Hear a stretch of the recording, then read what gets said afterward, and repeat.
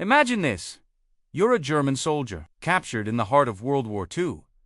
For years, you've been fed a steady diet of propaganda. America is a decadent, weak nation, teetering on the brink of collapse. The people are starving, the factories are crumbling, and their society is a chaotic mess. You fought and bled for the Führer, believing the superiority of your nation and your ideology. Then, you're shipped across the Atlantic to a prisoner of war camp in the United States, and everything you thought you knew gets turned completely upside down. This isn't a story about battles won with bullets and bombs. This is the story of a different kind of victory, one won with bread, books, and basic human decency. It's the story of how America, in a quiet and almost accidental way, deprogrammed nearly 400,000 Nazi prisoners of war. The first shock for these German soldiers came the moment they arrived. Instead of the squalor and starvation they expected, they found clean barracks, organized facilities, and something that must have seemed like a mirage, an abundance of food.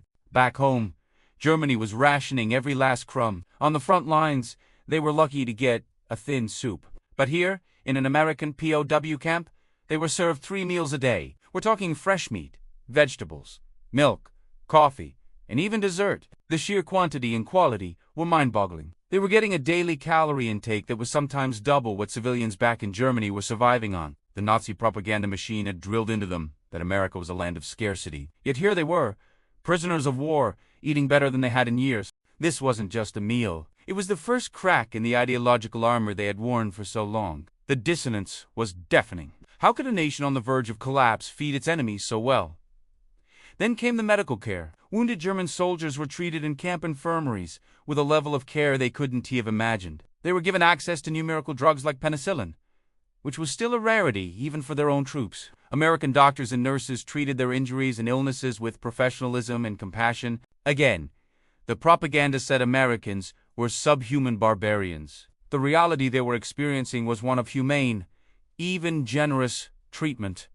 It just didn't add up. The surprises kept coming. At Christmas in 1943, many camps organized celebrations for the prisoners. They were given small gifts, special meals, and a taste of holiday cheer. This wasn't the behavior of a hated enemy.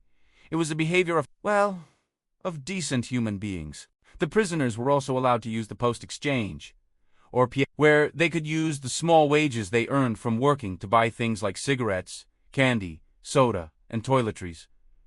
Imagine the psychological impact of this. You're a prisoner, yet you have the freedom to browse a store and buy small luxuries. It was a taste of American consumer culture and personal choice that stood in stark contrast to the rigid, state-controlled life they knew. But the re-education process went far beyond just good food and creature comforts. The American government, in a far-sighted move, realized they had a unique opportunity. These men would eventually return to Germany. What kind of Germany would they help rebuild? A resentful, revanchist one, or a democratic, peaceful one? The choice seemed obvious, so a massive, albeit subtle, re-education program began. This wasn't about forced indoctrination. It was about exposure. A key part of this was putting the prisoners to work. Due to labor shortages in the U.S., hundreds of thousands of German POWs were sent to work on farms, in canning factories, and in lumber mills across the country. This had a dual effect. First, it got the prisoners out of the confines of the camp and allowed them to interact with ordinary American civilians. They saw families working together. They saw small towns thriving, and they saw a level of everyday prosperity that was simply unimaginable back home. Second, and perhaps more importantly, it gave them a first-hand look at America's industrial and agricultural might. They had been told American industry was a joke. But now they were part of the machine, harvesting endless fields of corn, canning mountains of vegetables, and felling vast forests. They saw the trucks, the tractors, the sheer logistical power of the nation. It was an undeniable, tangible refutation of everything Goebbels had told them. America wasn't weak. It was a giant. And its strength wasn't just in its armies, but in its people and its productivity. Alongside this practical education came a more formal one. The camps began to be filled with libraries. Books that had been burned and banned by the Nazis were suddenly available. Thomas Mann, Erich Maria Remarque, Jack London authors who encouraged critical thinking and celebrated humanism were there for the taking. The prisoners, many of whom were well educated, devoured them. Newspapers were also created specifically for the posts. The most famous was the Rough, or The Call.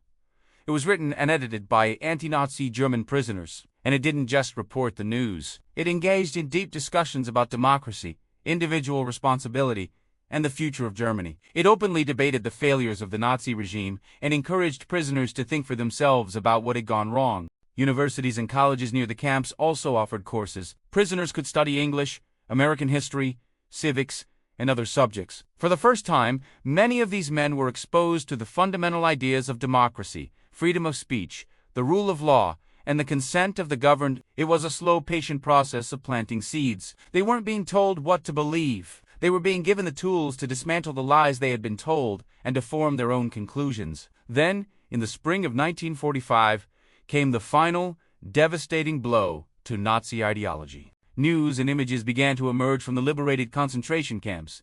Auschwitz, Dachau. At first, many of the German POWs refused to believe it. It had to be more American propaganda, a desperate lie to demoralize them. The camp authorities responded not with arguments, but with evidence. They brought in films. Mandatory screenings were held, showing the horrific, irrefutable reality of the Holocaust. The prisoners were forced to watch the piles of emaciated bodies, the skeletal survivors, the gas chambers. For the vast majority of them, this was the moment of total moral collapse. The shock was profound. They might have had suspicions, heard rumors, but the scale of the depravity was beyond anything they could have conceived. The reaction was a mixture of horror, shame, and revulsion. Hardened Nazi loyalists broke down in tears.